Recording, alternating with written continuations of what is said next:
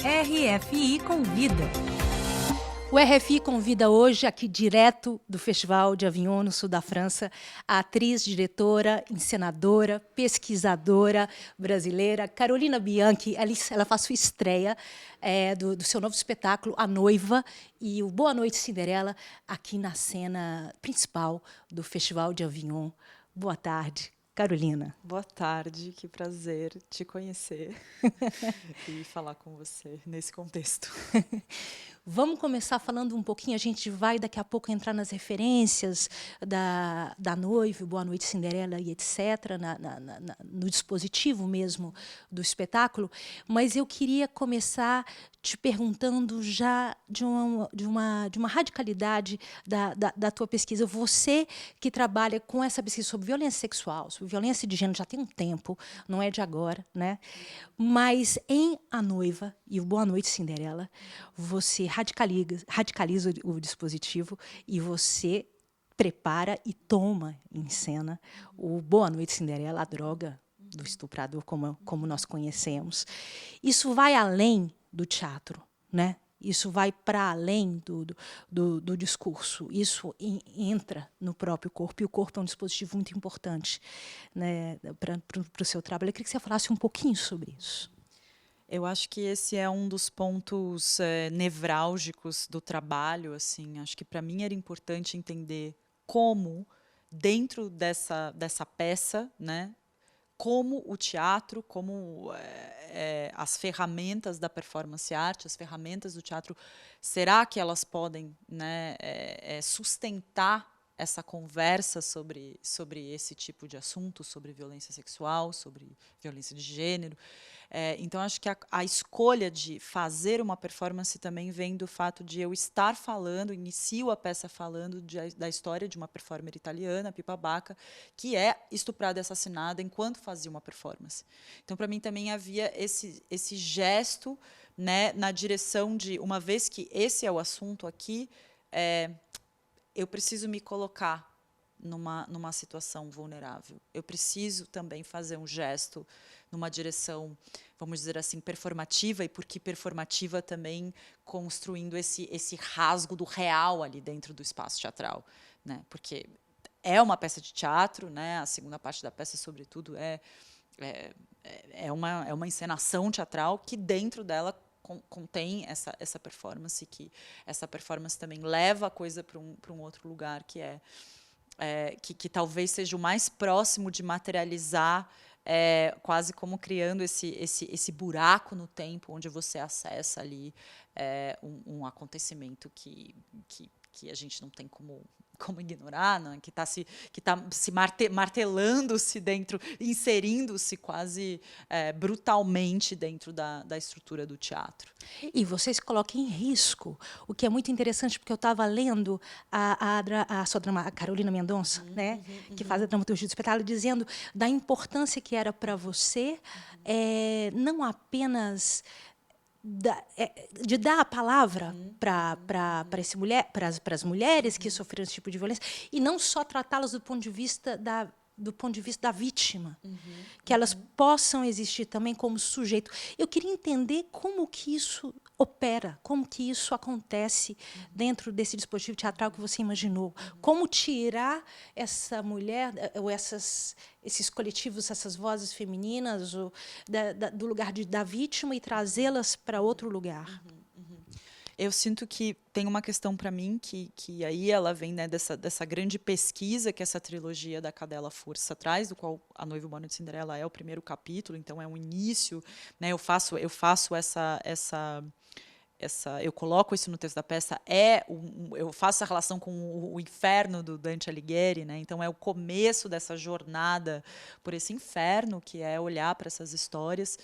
Então, eu sinto também que a Cadela Força, esse primeiro capítulo, teve essa imensa pesquisa que era colocar histórias muito diversas, né, histórias como as histórias dos assassinatos de mulheres em Cidade de Juárez, no México, ao longo de quase 15 anos, ininterruptamente, sem encontrar nenhuma resposta do porquê eles acontecem.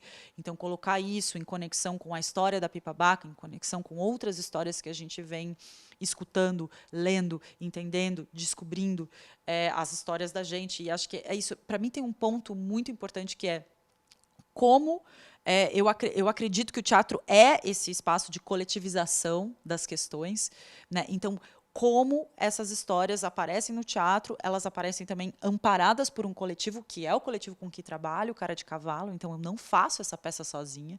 Há aí um coletivo que também está tentando segurar esse rojão junto comigo, né? E acho que isso é uma coisa muito importante dessa questão de como o teatro, como essas ferramentas tentam suportar essa história e, sobretudo, acho que sair um pouco desse âmbito de que essa história é pessoal, né? Essa história é uma história de todo mundo. Então, acho que a gente coletiviza isso através dessa... A minha maneira de fazer isso foi conectar essas histórias dentro dessa peça, de alguma maneira. Antes da gente ir para a Pipa e para todas as outras referências que eu quero te perguntar, eu queria fazer esse percurso, essa trajetória contigo do pessoal para o coletivo, mesmo para a polis e para o político. Porque, mal ou bem, somos brasileiras e vivemos num país onde a violência de gênero existe. E de maneira, em outros países também, mas contundente. Mas de que forma o fato de você ser brasileiro ou de você... como que isso é entranhado na tua pele, na tua memória, na tua criação, ou não? Você pode destruir a história inteirinha também. Eu acho que, em primeiro lugar, é isso. Assim, eu coloco isso no próprio texto da peça. O fato de vir desse lugar, que é um dos lugares que tem os maiores índices de violação no mundo, já diz tudo, né? Como a gente cresce, como a gente é educada, os medos sempre lá, os medos sempre presentes. Parece que a nossa vida é tentar evitar o pior, né? Ou tentar superar o pior quando ele acontece. Né? Então eu sinto que é isso, assim, é uma constante, esse constante reconhecer de que isso faz parte completamente da nossa existência, da nossa história. Enquanto mulheres. Enquanto mulheres, isso vem passando das vós para as mães, para as filhas. Né? Então acho que tem o tempo todo eu sinto esse jogo, assim, tudo é uma grande tática de sobrevivência.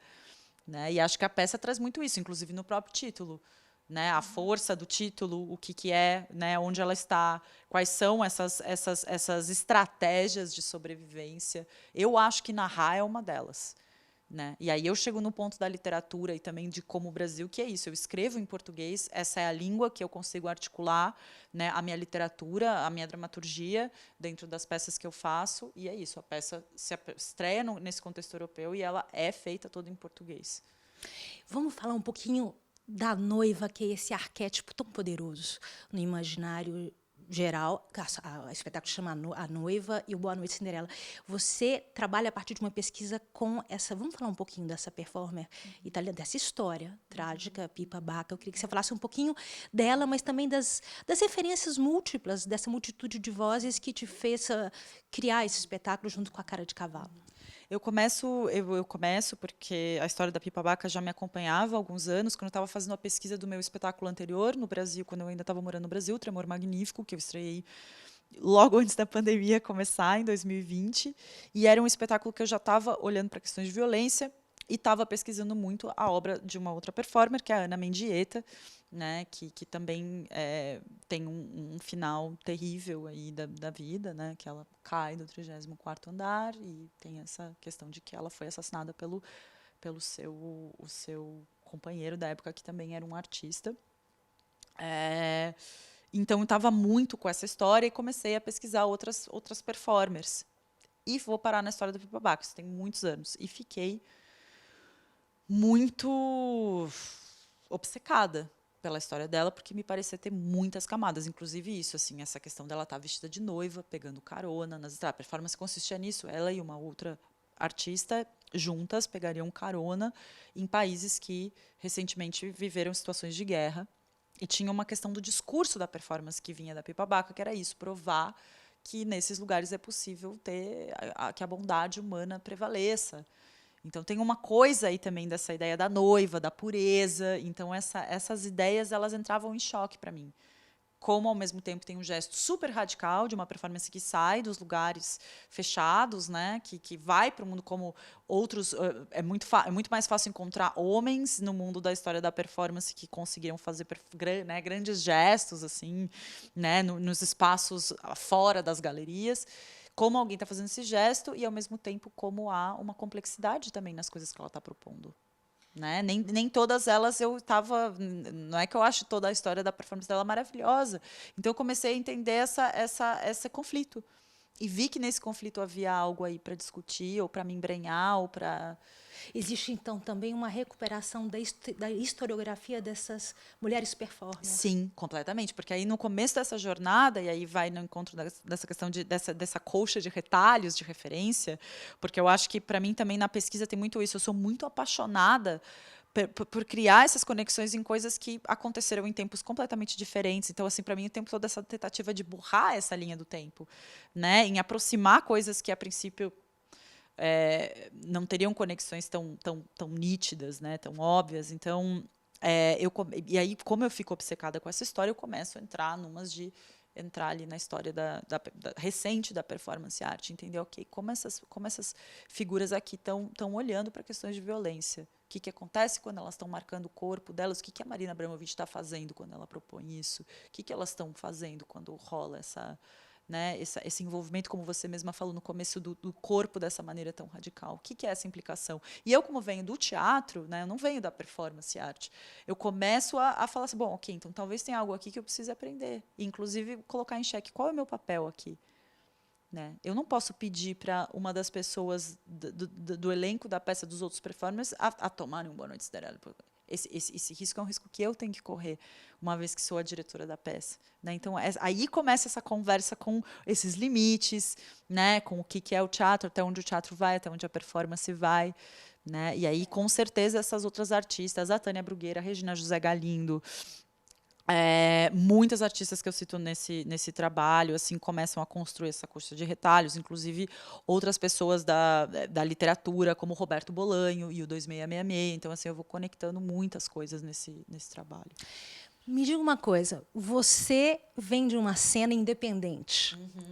Durante anos e anos construindo o teu trabalho ali de uma forma completamente independente, em São Paulo, no Brasil, em outros lugares, você vem do Rio Grande do Sul, é isso? E, num determinado momento, nessa interlocução com o Thiago Rodrigues, que é diretor do Festival de Avion, ele te chama para estar na cena principal de um dos maiores eventos de arte cênica do mundo, né, que é uma verdadeira vitrine. Eu queria saber para você também, do ponto de vista, o que esperar desse encontro com esse público europeu, nessa estrutura, porque, né, de alguma maneira, a forma também desenha o conteúdo, né, numa estrutura toda diferente da que você está acostumada a trabalhar com outros meios, etc. Como é isso para você? Eu acho que, em primeiro lugar, isso, para mim, a coisa que mais me vem é poder responder. É tão louco, tão bonito, tão incrível ver que, junto com o meu coletivo, nós, pela primeira vez, numa história de quase 10 anos, a gente está trabalhando com dignidade, assim. E eu posso dizer isso tranquilamente. Assim, a gente é um coletivo que vem mesmo desse cenário independente. Eu já fiz peça com dinheiro de crowdfunding. Lobo, minha peça foi feita assim. O Tremor Magnífico foi feito com empréstimo do banco. Então, assim, realmente esse era o esquema. A gente fazia assim as coisas numa insistência, porque a gente queria estar juntos, trabalhando e movendo aí umas coisas. Assim, às vezes os espetáculos conseguiam ter uma gira de público muito massa, muito legal, como foi o caso do Lobo. Foi um espetáculo que se manteve acontecendo durante 2 anos, então foi muito lindo. Assim, então, acho que tem uma coisa também de que, ainda que os trabalhos sofressem essa dificuldade para terem financiamento, para ter dinheiro, para levantar, eles, às vezes, tinham uma vida muito, muito linda que acontecia no boca a boca, mas, assim, era isso, todo mundo tinha que fazer 1000 outros corres para conseguir seguir fazendo, assim. Então, eu sinto que a primeira coisa é isso. Assim, acho que agora, né, acho que estou experimentando junto com o meu grupo essa sensação de poder trabalhar com isso, assim, falar, ok, a gente vai se encontrar aqui, as condições são essas, e isso é uma coisa muito, muito, muito linda. mas sinto também que a coisa sobre estar nesse festival e ver o que vai acontecer, para mim ainda eu ainda quero ver, porque amanhã é estreia, então não sei. Mas eu sinto também que tem uma coisa muito importante para mim, que é poder vir acompanhada do coletivo com quem venho trabalhando há 10 anos. Porque você vem acompanhada de uma história. Porque né? porque isso me dá um chão, e é isso, assim, a gente sabe como é o mundo do teatro, né? São ondas. Então, uma hora você tá uau, depois você não sabe. Então, eu sinto para mim também que poder estar assim é lembrar que qual é o trabalho que a gente está fazendo aqui. Essa peça teve um processo de 3 anos, que envolveu isso, o mestrado, que envolveu pandemia, que envolveu vacina, que envolveu não sei o quê, que envolveu Zoom, que envolveu não Zoom, que envolveu passageiro. Então, eu sinto também que tem uma coisa que fala assim, a gente está construindo um campo de vocabulário, de linguagem comum que acontece há 10 anos. E é isso que a gente está vindo aqui compartilhar agora. Catalisar. Eu queria terminar essa entrevista te fazendo uma pergunta. Eu sempre acho que quando um artista, um criador, começa a desenhar um projeto, existe um lugar que dói, né? De onde fala a tua ferida? De onde que ela está aberta? Qual é o teu lugar? Eu fiquei até emocionada, porque essa frase, eu tenho uma frase tanto no Tremor Magnífico quanto eu repito nessa peça que é o lugar da ferida. E aperta, eu acho que conseguir olhar para a memória, para as marcas da memória de uma violência sexual, depois de muito tempo, e tentar encontrar linguagem para falar sobre isso. O depoimento, nesse caso, ele não era o bastante. Ele precisava encontrar invenção, ele precisava encontrar fabulação, ele precisava encontrar uma linguagem que é executada coletivamente para conseguir chegar, para conseguir encontrar aí, talvez, uma possibilidade de eco em algum lugar. Muito obrigada, Carolina Bianchi, pela sua participação de hoje no RFI Convida. Obrigada a tu.